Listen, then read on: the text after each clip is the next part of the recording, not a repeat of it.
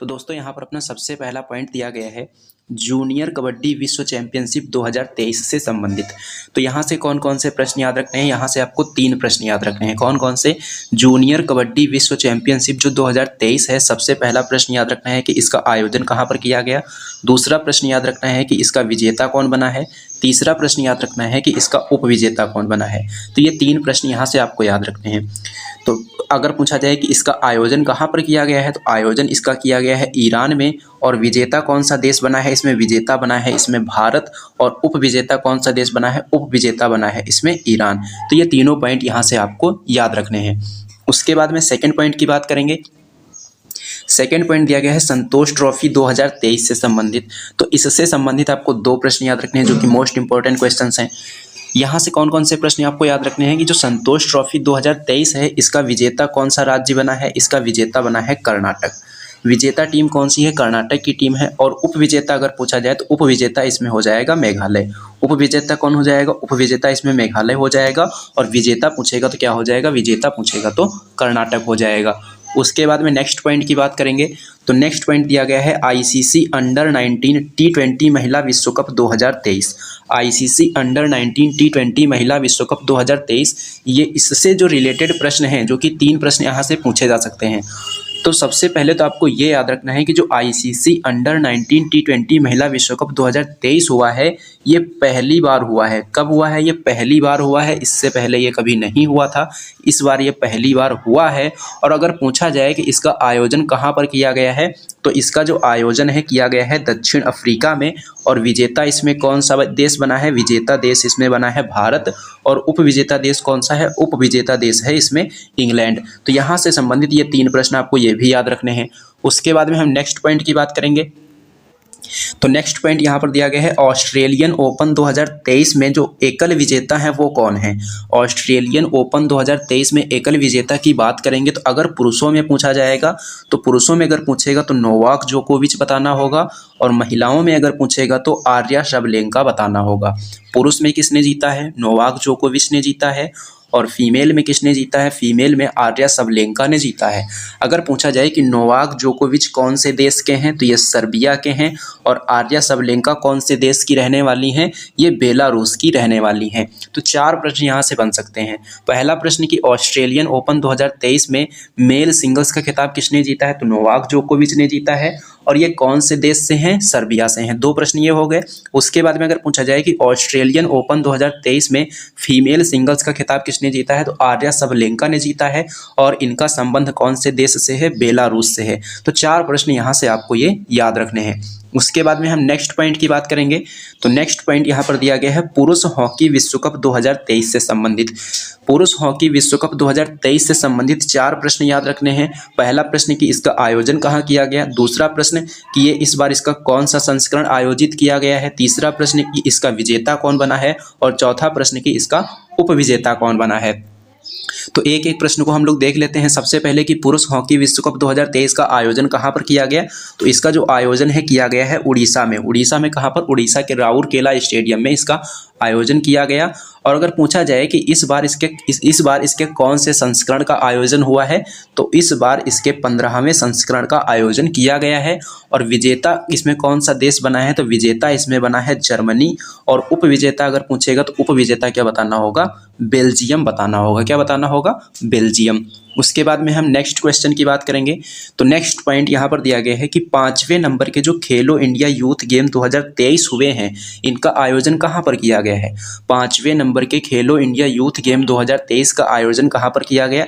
इनका आयोजन किया गया मध्य प्रदेश। और इसकी जो पदक तालिका है, पदक तालिका में पहले स्थान पर कौन सा राज्य रहा है। पदक तालिका में पहले स्थान पर रहा है महाराष्ट्र। और दूसरे स्थान पर रहा है इसमें हरियाणा। और तीसरे स्थान पर इसमें कौन रहा है? तीसरे स्थान पर इसमें मध्य प्रदेश रहा है। तो यहाँ से जो मोस्ट इंपॉर्टेंट क्वेश्चंस बन सकते हैं, सबसे पहला प्रश्न कि खेलो इंडिया यूथ गेम जो कि 2023 में हुए हैं, ये इसका कौन सा संस्करण था। तो ये इसका 5वां संस्करण था। और इसका आयोजन कहाँ किया गया। इसका आयोजन किया गया मध्य प्रदेश में। और पदक तालिका में पहला स्थान किसको प्राप्त हुआ है। पदक तालिका में पहला स्थान महाराष्ट्र को प्राप्त हुआ है। साथ साथ में दूसरा स्थान और तीसरा स्थान भी आपको याद रखना है। दूसरा स्थान हरियाणा को मिला है और तीसरा स्थान मध्य प्रदेश को मिला है। उसके बाद में हम नेक्स्ट पॉइंट की बात करेंगे। तो नेक्स्ट पॉइंट यहाँ पर दिया गया है आईसीसी पुरुष टी20 विश्व कप 2022। आईसीसी पुरुष टी20 विश्व कप 2022 की विजेता कौन बना है? इसका विजेता बना है इंग्लैंड और उप विजेता इसमें कौन रहा है? उप विजेता इसमें रहा है पाकिस्तान। इससे संबंधित ये 2 प्रश्न याद रखने हैं। उसके बाद में नेक्स्ट पॉइंट की बात करेंगे राष्ट्रमंडल खेल 2022। यहाँ से आपको कौन कौन से प्रश्न याद रखने हैं कि जो राष्ट्रमंडल खेल 2022 में आयोजित किए गए हैं, इनका आयोजन कहाँ किया गया है और ये इसका कौन सा संस्करण था, इसका शुभंकर क्या था, इसमें पहला स्थान किसको मिला है और भारत का कौन सा स्थान है, और राष्ट्रमंडल खेल 2026 में जो होंगे उनका आयोजन कहाँ पर किया जाएगा। तो ये सभी प्रश्न यहाँ से बन सकते हैं। सबसे पहला प्रश्न, जो राष्ट्रमंडल खेल 2022 में आयोजित किए गए हैं, ये इनका कौन सा संस्करण था? तो ये इनका 22वां संस्करण था। कौन सा संस्करण था? 22वां संस्करण था। और इनका आयोजन पर कहाँ पर किया गया? इनका आयोजन किया गया इंग्लैंड के बर्मिंघम में। कहाँ पर? इंग्लैंड के बर्मिंघम में। और शुभंकर इसका क्या था? शुभंकर इसका था पेरी द बुल। और पहला स्थान किसको मिला है पदक तालिका में? ऑस्ट्रेलिया को मिला है। और भारत कौन से स्थान पर रहा है पदक तालिका में? इसमें चौथे स्थान पर रहा है। अब अगर पूछा जाए कि जो राष्ट्रमंडल खेल 2026 में होंगे उनका आयोजन कहाँ पर होगा, तो इनका आयोजन होगा ऑस्ट्रेलिया में। कहाँ पर होगा? ऑस्ट्रेलिया में। उसके बाद में हम नेक्स्ट पॉइंट की बात करेंगे।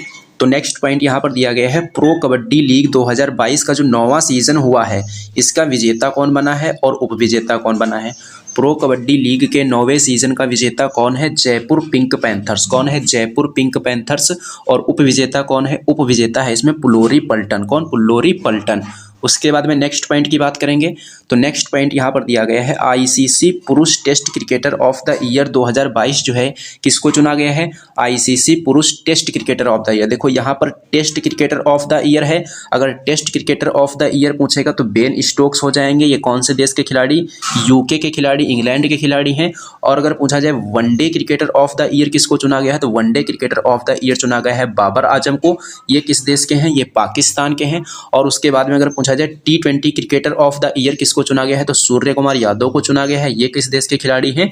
ये भारत के खिलाड़ी हैं। उसके बाद में हम नेक्स्ट पॉइंट की बात करेंगे। तो नेक्स्ट पॉइंट यहाँ पर दिया गया है कि मेजर ध्यानचंद खेल रत्न पुरस्कार 2022 जो है ये किसको मिला है? मेजर ध्यानचंद खेल रत्न पुरस्कार 2022 किसको मिला है? ये शरद कमल को मिला है। इनका संबंध किस खेल से है?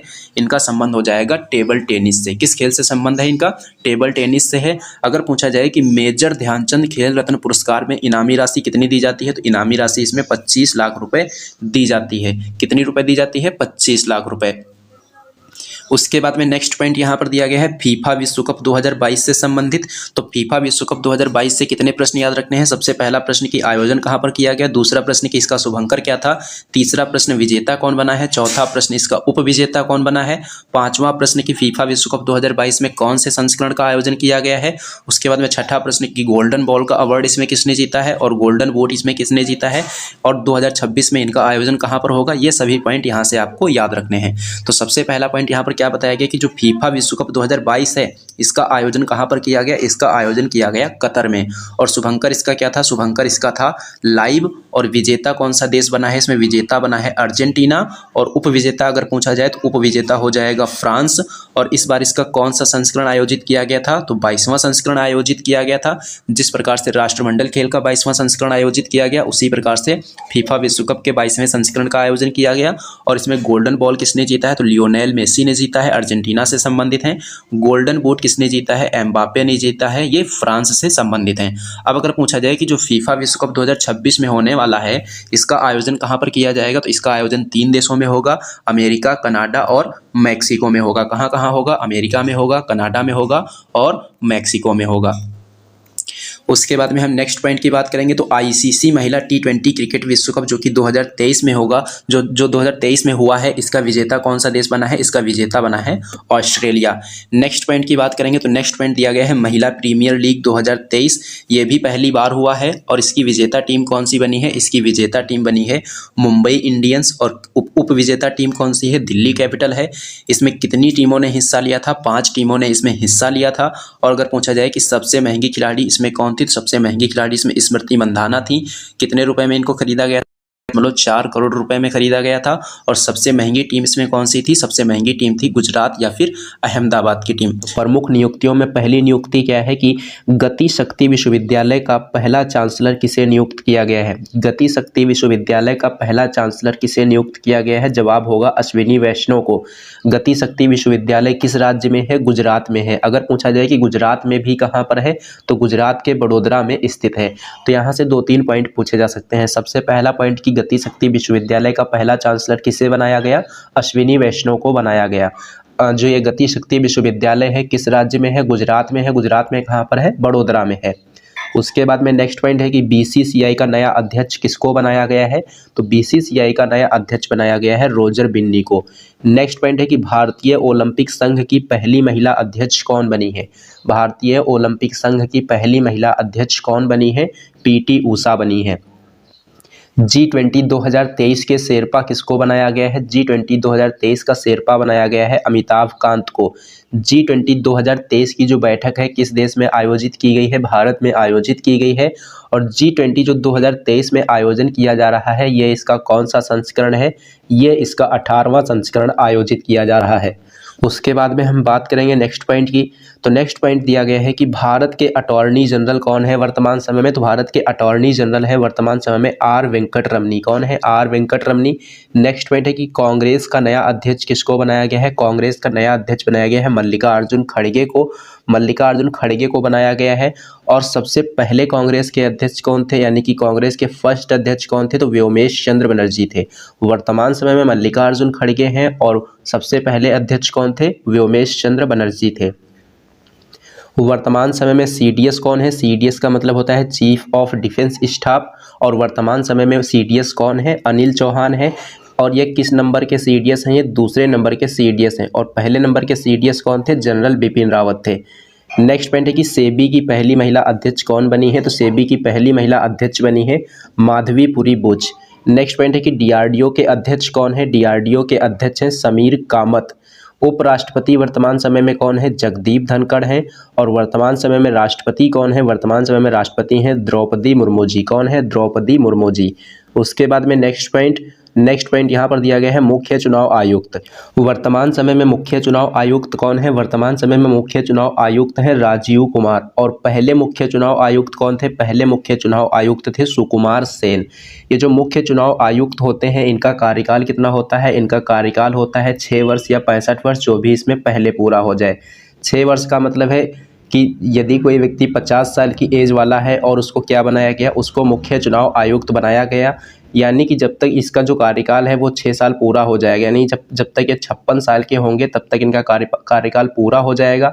लेकिन अगर हम वहीं पर बात करेंगे कि किसी व्यक्ति को बनाया गया, कि किसी व्यक्ति को मुख्य चुनाव आयुक्त बनाया गया और उसकी एज कितनी है? उसकी एज है 62 ईयर। तो इस स्थिति में क्या होगा कि इनकी 3 साल बाद में एज कितनी हो जाएगी? 3 साल बाद में एज इनकी हो जाएगी 65 वर्ष।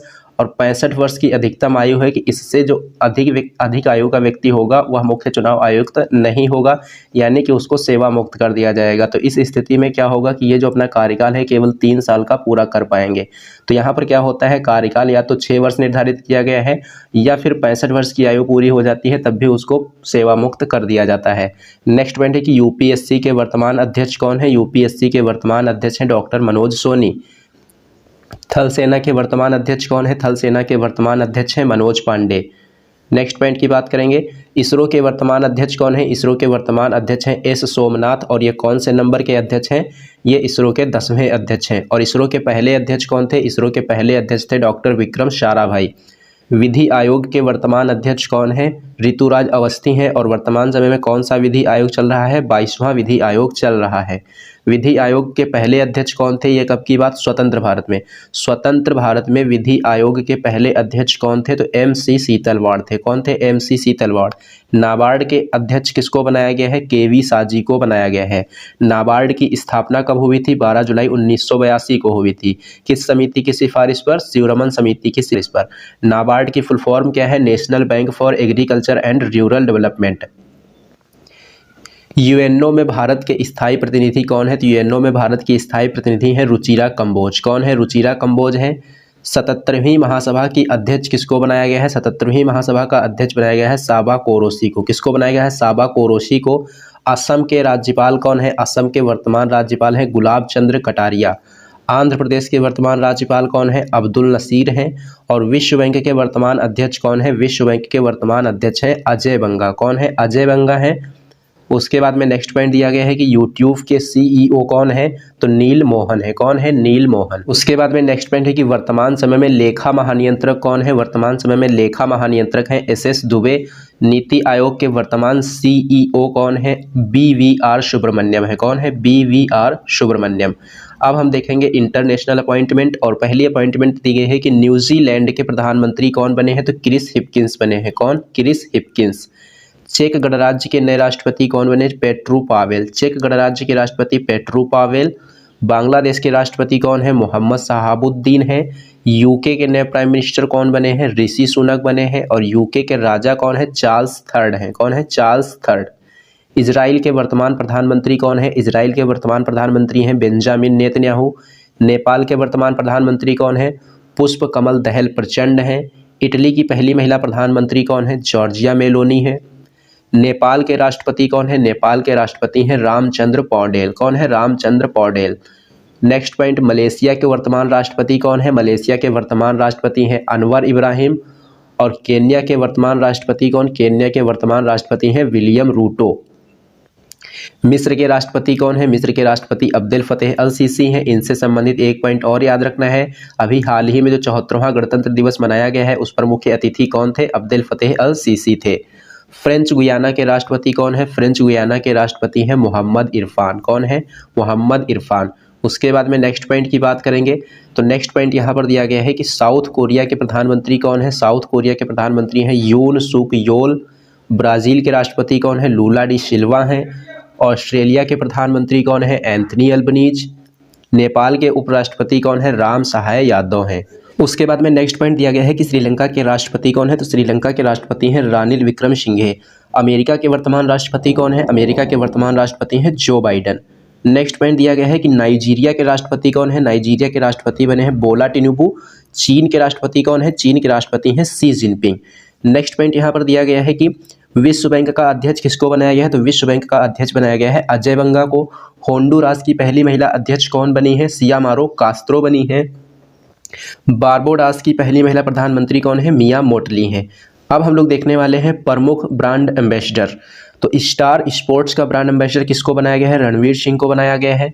लक्ष्यर कंपनी का ब्रांड एम्बेसडर किसे बनाया गया है? विराट कोहली को। यूनिसेफ इंडिया के ब्रांड एम्बेसडर आयुष्मान खुराना है। इंडियन आर्मी के ब्रांड एम्बेसडर महेंद्र सिंह धोनी है। गरुण एरो स्पेस के ब्रांड एम्बेसडर कौन है? महेंद्र सिंह धोनी है। उसके बाद में नेक्स्ट पॉइंट दिया गया है एनएमडीसी मिनरल कॉर्पोरेशन का ब्रांड एम्बेसडर किसको बनाया गया है? निखत जरीन को बनाया गया है। प्यूमा इंडिया की ब्रांड एम्बेसडर कौन है? हरमनप्रीत कौर है। पेप्सिको इंडिया का ब्रांड एम्बेसडर किसे बनाया गया है? रणवीर सिंह को बनाया गया है। हर्बा लाइफ की ब्रांड एम्बेसडर कौन है? स्मृति मंधाना है। महिला प्रीमियर लीग की ब्रांड एम्बेसडर कौन है? महिला प्रीमियर लीग की ब्रांड एम्बेसडर सानिया मिर्जा। निक्षय मित्रा टीवी मुक्त भारत का ब्रांड एम्बेसडर किसको बनाया गया है? दीपा मलिक को। एक जिला एक उत्पाद की ब्रांड एम्बेसडर कौन है? कंगना रनौत हैं। आईसीआईसीआई का 360 अभियान जो है इसका ब्रांड एम्बेसडर किसको बनाया गया है? सूर्य कुमार यादव को। महिला विश्व बॉक्सिंग चैंपियनशिप में ब्रांड एम्बेसडर किसको बनाया गया है? फरहान अख्तर और एमसी मैरी कॉम को। नेक्स्ट पॉइंट दिया गया है अंतर्राष्ट्रीय सम्मेलन से संबंधित।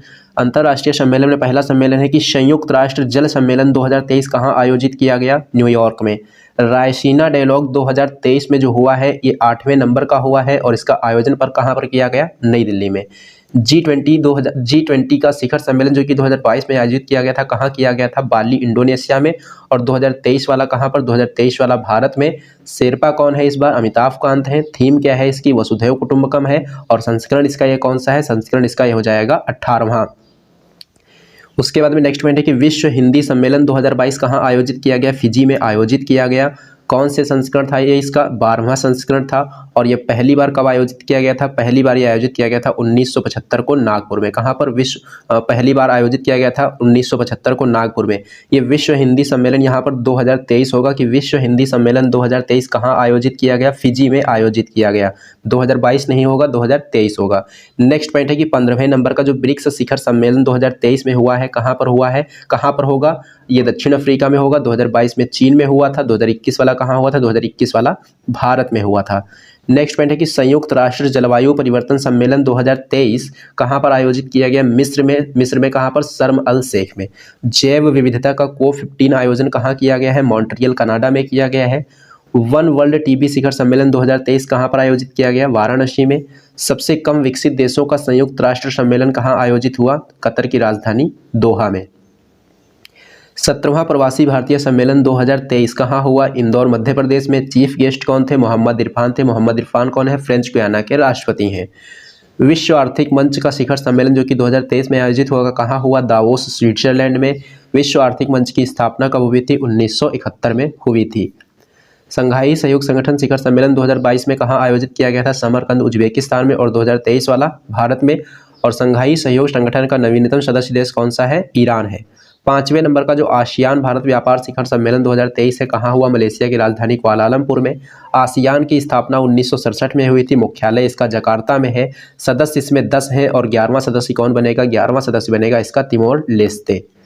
नौसेना कमांडरों का जो पहला सम्मेलन है किस पर आयोजित किया गया है? INS विक्रांत पर। 30वीं राष्ट्रीय बाल विज्ञान कांग्रेस 2023 का आयोजन अहमदाबाद में। 18वीं विश्व सुरक्षा कांग्रेस 2023 का आयोजन जयपुर में किसके द्वारा? रेलवे के द्वारा। एरो इंडिया 2023 में 14वें संस्करण का आयोजन किया गया कहाँ पर? बंगलुरु कर्नाटक में। 48वां G7 शिखर सम्मेलन 2022 कहाँ आयोजित किया गया? जर्मनी में। एफिंडेक्स एक्सरसाइज का आयोजन कहाँ पर किया गया? पुणे में किया गया। और इंटरपोल की 90वीं जो महासभा हुई कहाँ पर हुई? नई दिल्ली में आयोजित की गई। अब हम देखेंगे महत्वपूर्ण योजनाएं। मिष्टी योजना का संबंध किससे है? मिष्टी योजना मैंग्रोव वनस्पति के लिए स्टार्ट की गई है। PM परिणाम योजना भूमि प्रदूषण को कम करने के लिए स्टार्ट की गई है। ऑपरेशन दोस्त जो है भारत के द्वारा तुर्की और सीरिया में चलाया गया जब भूकंप आया वहां पर, या सुनामी जब आई। और जल जन अभियान किसके द्वारा चलाया गया है? जल जन अभियान जो है माउंट आबू में चलाया जा रहा है। उसके बाद में नेक्स्ट पॉइंट की बात करेंगे। मुख्यमंत्री चिरंजीवी योजना किस किस राज्य की है? राजस्थान की है। और बीमा राशि इसकी कितनी है? 25 लाख रुपए है। अमृत धरोहर योजना जो है किसके लिए शुरू की गई है? तो रामसर साइट के संरक्षण के लिए शुरू की गई है। वाइब्रेंट विलेज प्रोग्राम जो है सीमावर्ती गांवों के विकास के लिए शुरू किया गया है। प्रधानमंत्री श्री योजना जो है कब शुरू हुई थी? 5 सितंबर 2022 को। इसकी फुल फॉर्म क्या है? School for rising India. प्रधानमंत्री जो श्री योजना है इसकी फुल फॉर्म क्या है? School for rising India. और इसका उद्देश्य क्या है? इसका उद्देश्य है 14,500 प्लस जो स्कूल हैं उसमें बेहतर इंफ्रास्ट्रक्चर करना। उसके बाद में हम नेक्स्ट पॉइंट की बात करेंगे तो नमस्ते योजना जो है किसके द्वारा शुरू की गई है? सामाजिक न्याय एवं अधिकारिता मंत्रालय के द्वारा शुरू की गई है। उद्देश्य क्या है? सीवेज टैंक की 100% मानव रहित सफाई करना। नेक्स्ट पॉइंट है नॉन मुसलमान योजना कहाँ की है? तमिलनाडु की है। मुख्यमंत्री बाल आशीर्वाद योजना कहाँ की है? मध्य प्रदेश की है। लाडली लक्ष्मी योजना मध्य प्रदेश और लाडली बहन योजना ये दोनों योजनाएं कहाँ की हैं? मध्य प्रदेश की हैं। उसके बाद में नेक्स्ट पॉइंट है हर घर गंगा जल योजना बिहार से संबंधित है। छाता योजना उड़ीसा से संबंधित है। इसका उद्देश्य क्या है? वर्षा के जल का संरक्षण करना। नेक्स्ट पॉइंट है कि एक जिला एक खेल कहाँ का है? उत्तर प्रदेश। और एक जिला एक उत्पाद कहाँ का है? ये भी उत्तर प्रदेश का। पंचामृत योजना उत्तर प्रदेश। सेहत योजना हरियाणा। दयालु योजना हरियाणा। और चिराग योजना हरियाणा। उसके बाद में नेक्स्ट पॉइंट की बात करेंगे। चा श्रमिक कल्याण प्रकल्प योजना त्रिपुरा में स्टार्ट की गई है। सीमा दर्शन प्रोजेक्ट गुजरात में लॉन्च किया गया है। विनय सामरस योजना कर्नाटक की है। अम्मा और बहनी योजना सिक्किम की है। लोक मिलिनी प्रोग्राम कहाँ का है? पंजाब का है। एक विधायक एक पेंशन कहाँ का है? पंजाब का है। वनीकरण प्रोजेक्ट केरल में शुरू किया गया है। मिशन कुशलकर्मी दिल्ली में शुरू किया गया है। अब प्रमुख सूचकांक देखेंगे। विश्व प्रेस स्वतंत्रता सूचकांक 2022 में भारत की रैंक कितनी है? 150 है। वैश्विक शांति सूचकांक 2022 में भारत की रैंक की है 135। स्वच्छ सर्वेक्षण पुरस्कार 2022 की बात करेंगे तो 1 लाख से कम जनसंख्या वालों में शीर्ष पर कौन है? पंचकनी महाराष्ट्र है। और 1 लाख से अधिक जनसंख्या वाले में शीर्ष पर कौन है? इंदौर मध्य प्रदेश है। उसके बाद में नेक्स्ट पॉइंट है भारत प्रेस स्वतंत्रता रिपोर्ट 2021 में पहले स्थान पर कौन सा राज्य है? हरियाणा है। दूध उत्पादन में पहले स्थान पर कौन सा राज्य है? राजस्थान है। पर्यावरण प्रदर्शन सूचकांक 2022 में भारत की रैंक कितनी है? 180 है। ग्लोबल जेंडर गैप इंडेक्स 2022 में भारत की रैंक कितनी है? 135 है। उसके बाद में नेक्स्ट पॉइंट है कि जलवायु परिवर्तन प्रदर्शन सूचकांक 2023 में भारत की रैंक कितनी है? 8वीं है। QS वर्ल्ड यूनिवर्सिटी रैंकिंग 2023 में पहले स्थान पर कौन सी यूनिवर्सिटी है? MIT यूनिवर्सिटी है। कहाँ की? अमेरिका की। और भारत में पहले नंबर पर कौन है? सुवेधा इंस्टीट्यूट है। उसके बाद में नेक्स्ट पॉइंट है कि आर्टन कैपिटल के द्वारा जारी पासपोर्ट इंडेक्स 2023 में भारत की रैंक कितनी है? 144 है। और पहले स्थान पर इसमें कौन है? संयुक्त अरब अमीरात है। IQ एयर इंडेक्स 2023 में पहले स्थान पर कौन सा कार्ड है? अंतरराष्ट्रीय बौद्धिक संपदा सूचकांक 2023 में भारत की रैंक कितनी है? 42 है। वैश्विक भुखमरी सूचकांक 2022 में भारत की रैंक कितनी है? 107 है। चुनावी लोकतंत्र सूचकांक 2023 में भारत की rank 108, global fire power index 2023 में भारत की रैंक चौथी है। 2022 में दुनिया का शीर्ष हथियार आयातक देश कौन सा देश है? भारत है। वैश्विक आतंकवाद सूचकांक 2023 में भारत कौन से स्थान पर है? 13वें स्थान पर है। वर्ल्ड हैप्पीनेस रिपोर्ट 2023 में भारत की रैंक 126 है। इंडिया जस्टिस रिपोर्ट 2023 में बड़े राज्यों की श्रेणी में पहले स्थान पर कर्नाटक है और छोटे राज्यों की श्रेणी में पहले स्थान पर सिक्किम है। तो सबसे पहले यहाँ पर बुक दी गई है Mundakopanishad the gateway to eternity. जो बुक है ये किसकी है? डॉक्टर करण सिंह की है। किसकी है? डॉक्टर करण सिंह की है। सेकंड बुक है as good as my world. जो बुक है ये किसकी है? ये है KM चंद्रशेखर की। नेक्स्ट पॉइंट है Vipin the man behind the uniform. Book किसकी है? यह है रचना बिश्वत की। तो तीन पुस्तकें कौन कौन सी? Mundakopanishad the gateway to eternity book किसकी है? डॉक्टर करण सिंह की है। As good as my world book किसकी है? KM चंद्रशेखर की है। Vipin the man behind the uniform book किसकी है? रचना बिश्वत की है। नेक्स्ट पॉइंट है believe what life and cricket taught me. ये किसकी बुक है? ये सुरेश रैना की है। डॉलर बहू किसकी है? ये सुधा मूर्ति की है। Q&A किसकी है? विकास स्वरूप की है। जादूनामा किसकी है? जावेद अख्तर की है। Believe what life and cricket taught me Suresh Raina, dollar बहू सुधा मूर्ति, Q&A विकास स्वरूप, जादूनामा जावेद अख्तर। नेक्स्ट पॉइंट देखेंगे। नेक्स्ट पॉइंट दिया गया है Modi shaping a global order in flux किसकी है? यह है S जयशंकर की। टॉम्ब ऑफ सैंड किसकी है? गीतांजलि श्री की है। ब्रंट शुगर किसकी है? ब्रंट शुगर है अवनी दोषी की। All time favourite for children किसकी है? रस्किन बॉन्ड की है। स्पेयर किसकी है? स्पेयर प्रिंस हैरी की है। और विक्ट्री सिटी किसकी है? विक्ट्री सिटी है सलमान रुश्दी की। एक बार फिर से देखेंगे। Modi shaping a global order in flux S Jaishankar, tomb of sand Geetanjali Shree, burnt sugar Avni Doshi, all time favourite for children Ruskin Bond, spare prince Harry, victory city Salman Rushdie. अब हम देखेंगे महत्वपूर्ण युद्धाभ्यास। और महत्वपूर्ण युद्धाभ्यास में सबसे पहला दिया गया है धर्म गॉर्जियन। धर्म गॉर्जियन युद्धाभ्यास कौन कौन से देशों के बीच होता है? भारत और जापान के बीच होता है। मालाबार युद्धाभ्यास भारत, जापान, अमेरिका और ऑस्ट्रेलिया के बीच होता है। तर्कस अभ्यास भारत और अमेरिका के बीच में होता है। साइक्लोन फर्स्ट अभ्यास भारत और मिस्र के बीच में आयोजित किया गया। सूर्य किरण युद्धाभ्यास भारत और नेपाल के बीच होता है। काजिंद एक्सरसाइज भारत और कजाकिस्तान के बीच में होने वाली एक्सरसाइज है। और वरुण एक्सरसाइज जो है, वरुण एक्सरसाइज भारत और फ्रांस के बीच में होती है। एक बार फिर से देखेंगे। धर्म गॉर्जियन भारत और Japan, Malabar exercise Bharat, Japan, America और ऑस्ट्रेलिया, तर्कस अभ्यास Bharat America, cyclone first Bharat Misr, Surya Kiran Bharat Nepal, Kazind exercise Bharat Kazakhstan, Varun exercise Bharat और फ्रांस। उसके बाद में नेक्स्ट पॉइंट देखेंगे। नेक्स्ट पॉइंट है bold Kurukshetra. Bold Kurukshetra exercise Bharat और सिंगापुर के बीच होती है। ट्रॉपिक्स एक्सरसाइज भारतीय नौसेना के द्वारा आयोजित की गई है। फ्रिंजेक्स एक्सरसाइज भारत और फ्रांस के बीच में होती है। सिन्यूमेत्री एक्सरसाइज भारत और जापान के बीच में होती है। एफिंडेक्स एक्सरसाइज अफ्रीका महाद्वीप के देश और भारत के बीच में हुई है। गरुण एक्सरसाइज भारत और इंडोनेशिया के बीच में हुई है। एक बार फिर से देखेंगे। वरुण अभ्यास भारत और फ्रांस, बोल्ड कुरुक्षेत्र भारत और सिंगापुर, ट्रॉपिक्स एक्सरसाइज भारतीय नौसेना के द्वारा आयोजित की गई। फ्रिंजेक्स एक्सरसाइज भारत और फ्रांस के बीच में होती है। सिन्यूमेत्री भारत और जापान के बीच होती है। एफिंडेक्स एक्सरसाइज अफ्रीका और इंडिया के बीच में होती है। और गरुण शक्ति एक्सरसाइज भारत और इंडोनेशिया के बीच में होती है। उसके बाद में नेक्स्ट पॉइंट है desert flag exercise. Desert flag exercise Bharat और UAE के बीच में होती है। स्लाइनेक्स एक्सरसाइज भारत और श्रीलंका के बीच में होती है। वीर गॉर्जियन एक्सरसाइज भारत और जापान। अभी एक और बताई थी धर्म गॉर्जियन। धर्म गॉर्जियन पूछे या वीर गॉर्जियन पूछे, दोनों एक्सरसाइज भारत और जापान के बीच। सिम्बैक्स एक्सरसाइज भारत और सिंगापुर। नसीम अल बहे एक्सरसाइज भारत और ओमान। ये अल वर्ड जो लिखा हुआ है, अल जहाँ पर भी देखने को मिलेगा तो उसका संबंध किससे हो जाएगा? ओमान से हो जाएगा। अग्नि वॉरियर एक्सरसाइज भारत और सिंगापुर। वज्र प्रहार एक्सरसाइज भारत और अमेरिका। और संप्रीति एक्सरसाइज भारत और बांग्लादेश के बीच। एक बार फिर से देख लेंगे फटाफट से। Desert flag Bharat UAE, SLINEX exercise Bharat Sri Lanka, Veer guardian Bharat Japan, SIMBEX exercise Bharat और सिंगापुर, नसीम अल बहे एक्सरसाइज भारत और ओमान, अग्नि वॉरियर एक्सरसाइज भारत और सिंगापुर, वज्र प्रहार एक्सरसाइज भारत और अमेरिका, संप्रीति एक्सरसाइज भारत और बांग्लादेश। उसके बाद में नेक्स्ट पॉइंट है खंजर अभ्यास। खंजर अभ्यास किस किस के बीच होता है? भारत और किर्गिस्तान के बीच होता है। बोंगो सागर एक्सरसाइज किस किस के बीच होती है? बोंगो सागर एक्सरसाइज भारत और बांग्लादेश के बीच होती है। ऑपरेशन सद्भावना जो है कहाँ पर आयोजित किया गया? लद्दाख में आयोजित किया गया। अब हम देखेंगे महत्वपूर्ण दिवस। महत्वपूर्ण दिवस में दिया गया है प्रवासी भारतीय दिवस। प्रवासी भारतीय दिवस कब होता है? 9 जनवरी को होता है। विश्व हिंदी दिवस कब होता है? विश्व हिंदी दिवस 10 जनवरी को। पराक्रम दिवस कब मनाते हैं? 23 जनवरी को। राष्ट्रीय बालिका दिवस कब मनाते हैं? 24 जनवरी को। राष्ट्रीय मतदाता दिवस कब मनाते हैं? 25 जनवरी को। विश्व आर्द्रभूमि दिवस कब मनाते हैं? 2 फरवरी को।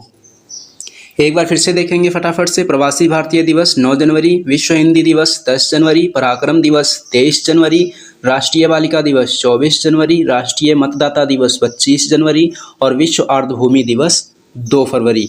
उसके बाद में नेक्स्ट पॉइंट है अंतर्राष्ट्रीय मातृभाषा दिवस 21 फरवरी को होता है और राष्ट्रीय विज्ञान दिवस 28 फरवरी को होता है। नेक्स्ट पॉइंट है विश्व वन्यजीव दिवस 3 मार्च को मनाते हैं। अंतर्राष्ट्रीय महिला दिवस 8 मार्च को मनाते हैं। विश्व उपभोक्ता संरक्षण दिवस 15 मार्च को मनाते हैं। विश्व खुशहाली दिवस और गौरैया दिवस 20 मार्च को मनाते हैं। विश्व जल दिवस 22 मार्च को मनाते हैं और विश्व स्वास्थ्य दिवस 7 अप्रैल को मनाते हैं। एक बार फिर से देखेंगे फटाफट से। विश्व वन्यजीव दिवस 3 मार्च, अंतर्राष्ट्रीय महिला दिवस 8 मार्च, विश्व उपभोक्ता संरक्षण दिवस 15 मार्च, विश्व खुशहाली दिवस और गौरैया दिवस 20 मार्च, विश्व जल दिवस 22 मार्च और विश्व स्वास्थ्य दिवस 7 अप्रैल। उसके बाद में नेक्स्ट पॉइंट है पंचायती राज दिवस 24 अप्रैल को मनाते हैं। श्रमिक दिवस 1 मई को मनाते हैं। रेड क्रॉस दिवस 8 मई को मनाते हैं। राष्ट्रीय प्रौद्योगिकी दिवस 11 मई को मनाते हैं। जैव विविधता दिवस 22 मई को मनाते हैं। तंबाकू निषेध दिवस 31 मई को मनाते हैं। विश्व दुग्ध दिवस 1 जून को मनाते हैं। विश्व पर्यावरण दिवस 5 जून को मनाते हैं। एक बार फिर से देख लेंगे फटाफट से। पंचायती राज दिवस 24 अप्रैल, श्रमिक दिवस 1 मई, रेड क्रॉस दिवस 8 मई, राष्ट्रीय प्रौद्योगिकी दिवस 11 मई, जैव विविधता दिवस 22 मई, तंबाकू निषेध दिवस 31 मई, विश्व दुग्ध दिवस 1 जून, विश्व पर्यावरण दिवस 5 जून। उसके बाद में नेक्स्ट पॉइंट है विश्व महासागर दिवस। ये होता है 8 जून को। मरुस्थलीकरण रोकथाम दिवस 17 जून को होता है और अंतर्राष्ट्रीय योग दिवस 21 जून को होता है। सांख्यिकी दिवस 29 जून को होता है। विश्व जनसंख्या दिवस 11 जुलाई को होता है और शतरंज दिवस 20 जुलाई को होता है। एक बार फटाफट से फिर से देख लेंगे। विश्व महासागर दिवस 8 जून को मनाते हैं। मरुस्थलीकरण रोकथाम दिवस 17 जून को मनाते हैं। अंतर्राष्ट्रीय योग दिवस 21 जून को मनाते हैं और अंतर्राष्ट्रीय सांख्यिकी दिवस 29 जून को राष्ट्रीय सांख्यिकी दिवस 29 जून को मनाते हैं और विश्व जनसंख्या दिवस 11 जुलाई को मनाते हैं और शतरंज दिवस 20 जुलाई को मनाते हैं। उसके बाद में है कारगिल विजय दिवस। कारगिल विजय दिवस 26 जुलाई को मनाते हैं और अंतर्राष्ट्रीय बाघ दिवस 29 जुलाई को मनाते हैं। राष्ट्रीय हथकरघा दिवस 7 अगस्त को मनाते हैं। आदिवासी दिवस 9 अगस्त को मनाते हैं। अंतर्राष्ट्रीय युवा दिवस और विश्व हाथी दिवस 12 अगस्त को मनाते हैं। विभाजन विभीषिका दिवस 14 अगस्त को मनाते हैं।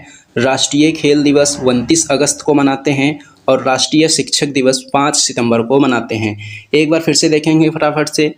कारगिल विजय दिवस 26 जुलाई, अंतर्राष्ट्रीय बाघ दिवस 29 जुलाई, राष्ट्रीय हथकरघा दिवस 7 अगस्त, आदिवासी दिवस 9 अगस्त, अंतर्राष्ट्रीय युवा दिवस और विश्व हाथी दिवस 12 अगस्त, विभाजन विभीषिका दिवस 14 अगस्त, राष्ट्रीय खेल दिवस 29 अगस्त और राष्ट्रीय शिक्षक दिवस 5 सितंबर। उसके बाद में देखेंगे नेक्स्ट पॉइंट साक्षरता दिवस। ये होता है 8 सितंबर को। राष्ट्रीय हिंदी दिवस होता है 14 सितंबर को। लोकतंत्र दिवस और अभियंता दिवस 15 सितंबर। ओजोन परत संरक्षण दिवस 16 सितंबर को। अंतर्राष्ट्रीय शांति दिवस 21 सितंबर को होता है। विश्व हृदय दिवस 29 सितंबर को होता है। विश्व अहिंसा दिवस 2 अक्टूबर को और वायुसेना दिवस 8 अक्टूबर को होता है।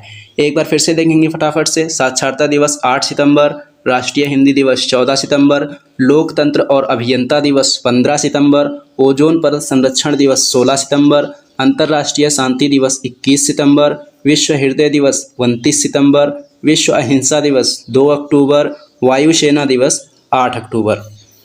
उसके बाद में देखेंगे नेक्स्ट पॉइंट अंतर्राष्ट्रीय बालिका दिवस 11 अक्टूबर को होता है और छात्र दिवस 15 अक्टूबर को, विश्व खाद्य दिवस 16 अक्टूबर को और यूएनओ दिवस 24 अक्टूबर को। एक बार फिर से देख लेंगे। अंतर्राष्ट्रीय बालिका दिवस 11 अक्टूबर को मनाते हैं, छात्र दिवस 15 अक्टूबर को मनाते हैं और विश्व खाद्य दिवस 16 अक्टूबर को मनाते हैं और यूएनओ दिवस 24 अक्टूबर को मनाते हैं। उसके बाद में है नेक्स्ट पॉइंट, विश्व सुनामी दिवस 5 नवंबर को होता है, विश्व शौचालय दिवस और पुरुष दिवस 19 नवंबर को, संविधान दिवस और राष्ट्रीय दुग्ध दिवस 26 नवंबर को, एड्स दिवस 1 दिसंबर को, नौसेना दिवस 4 दिसंबर को, विश्व मृदा दिवस 5 दिसंबर को, मानवाधिकार दिवस 10 दिसंबर, गोवा मुक्ति दिवस 19 दिसंबर। एक बार फिर से देखेंगे फटाफट से। विश्व सुनामी दिवस 5 नवंबर को होता है, विश्व शौचालय दिवस और पुरुष दिवस 19 नवंबर को, संविधान दिवस और राष्ट्रीय दुग्ध दिवस 26 नवंबर, एड्स दिवस 1 दिसंबर, नौसेना दिवस 4 दिसंबर, विश्व मृदा दिवस 5 दिसंबर, मानवाधिकार दिवस 10 दिसंबर और गोवा मुक्ति दिवस 19 दिसंबर। उसके बाद में नेक्स्ट पॉइंट देखेंगे।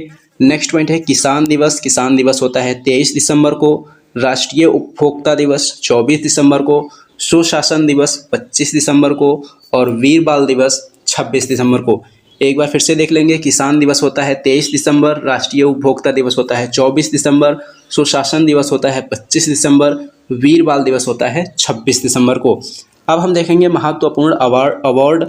सरस्वती सम्मान अभी हाल ही में किसको दिया गया है? शिवशंकरी को दिया गया है। किस भाषा के लिए? तमिल भाषा के लिए। उपन्यास पूछेगा तो बता देंगे, सूर्यवंशम उपन्यास के लिए इनको दिया गया है। व्यास सम्मान अभी हाल ही में किसको दिया गया है? ज्ञान चतुर्वेदी को दिया गया है। किस उपन्यास के लिए? पागल खाना उपन्यास के लिए दिया गया है। हाल ही में प्रित्जर पुरस्कार किसको दिया गया है? डेविड चिपरफील्ड को दिया गया है। ग्रैमी अवार्ड अभी हाल ही में किसको दिया गया है? रिकी केज को दिया गया है। एबल पुरस्कार हाल ही में किसे दिया गया है? लुइस कैफेरेली को दिया गया है। नेक्स्ट पॉइंट है ऑस्कर अवार्ड। ऑस्कर अवार्ड में बेस्ट सॉन्ग के लिए किसको दिया गया है? बेस्ट ओरिजिनल सॉन्ग की कैटेगरी में नाटू नाटू सॉन्ग को दिया गया है। और अगर मूवी पूछी जाएगी तो द एलिफेंट विस्पर को दिया गया है। साहित्य अकादमी पुरस्कार हिंदी भाषा में दिया गया है बद्री नारायण को और इंग्लिश के लिए दिया गया है अनुराधा रॉय को। मोस्ट इंपॉर्टेंट पॉइंट है ये दोनों। साहित्य अकादमी पुरस्कार हिंदी भाषा के लिए बद्री नारायण को और इंग्लिश भाषा के लिए अनुराधा रॉय को दिया गया है।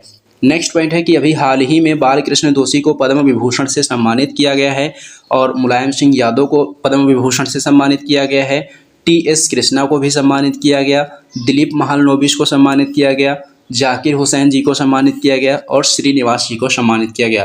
तो हाल ही में पद्म विभूषण से कितने लोगों को सम्मानित किया गया है? 6 लोगों को सम्मानित किया गया है। अब हम देखेंगे महत्वपूर्ण अधिनियम। भारतीय दंड संहिता अधिनियम कौन से वर्ष का है? 1860 का। वन्यजीव संरक्षण अधिनियम कौन से वर्ष का है? 1972 का है। सूचना का अधिकार अधिनियम 2005 का है। शिक्षा का अधिकार अधिनियम 2009 का है। नेक्स्ट पॉइंट है उपभोक्ता संरक्षण अधिनियम 1986 का है। पर्यावरण संरक्षण अधिनियम 1986 का है।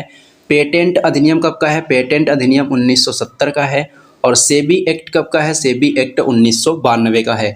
नरेगा अधिनियम कब का है? नरेगा अधिनियम 2005 का है और यह लागू कब हुआ था? 2 फरवरी 2006 को लागू हुआ था। उसके बाद में नेक्स्ट पॉइंट है कि घरेलू हिंसा से महिलाओं का संरक्षण अधिनियम कौन से वर्ष का है? यह 2005 का है। और जैव विविधता अधिनियम कौन से वर्ष का है? ये 2002 का है। अब देखेंगे महत्वपूर्ण जीआई टैग। सुंदरजा आम का जीआई टैग किसको दिया गया है? रीवा मध्य प्रदेश को। मगही पान को जीआई टैग दिया गया है, इसका संबंध किस राज्य से है? बिहार से है। मुरैना की गजक को जीआई टैग दिया गया है, इसका संबंध किस राज्य से है? इसका संबंध मध्य प्रदेश से है। मधुबनी पेंटिंग को जीआई टैग दिया गया है, इसका संबंध किस राज्य से है? इसका संबंध बिहार से है। नागरी दुबाराजा चावल को जीआई टैग दिया गया है, इसका संबंध है छत्तीसगढ़ से।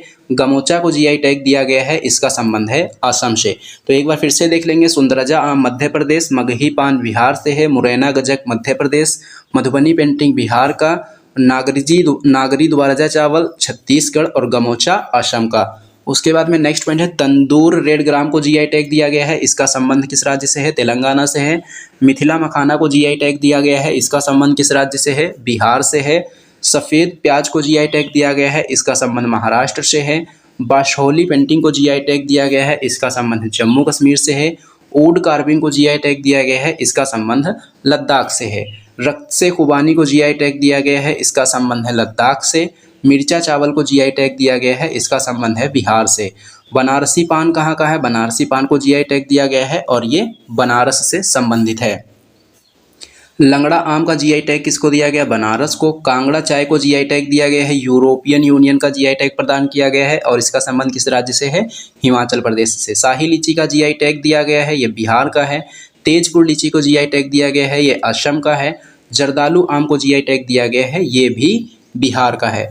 उसके बाद में देखेंगे नेक्स्ट पॉइंट, और नेक्स्ट पॉइंट दिया गया है राज्यों की स्थापना से संबंधित। तो सबसे पहले एक पॉइंट याद रख लेना है कि जो 7वां संविधान संशोधन है जो कि 1956 में हुआ था, इसका संबंध किससे है?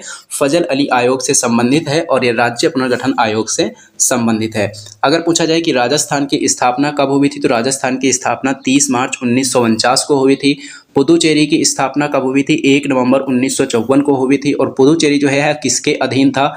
ये फ्रांस के अधीन था। और पुदुचेरी में कितने ज़िले हैं? पुदुचेरी में 4 ज़िले हैं। कौन कौन से हैं? यनम है, कराईकल है, पांडिचेरी है और माहे है। ये यहाँ के 4 ज़िले हैं।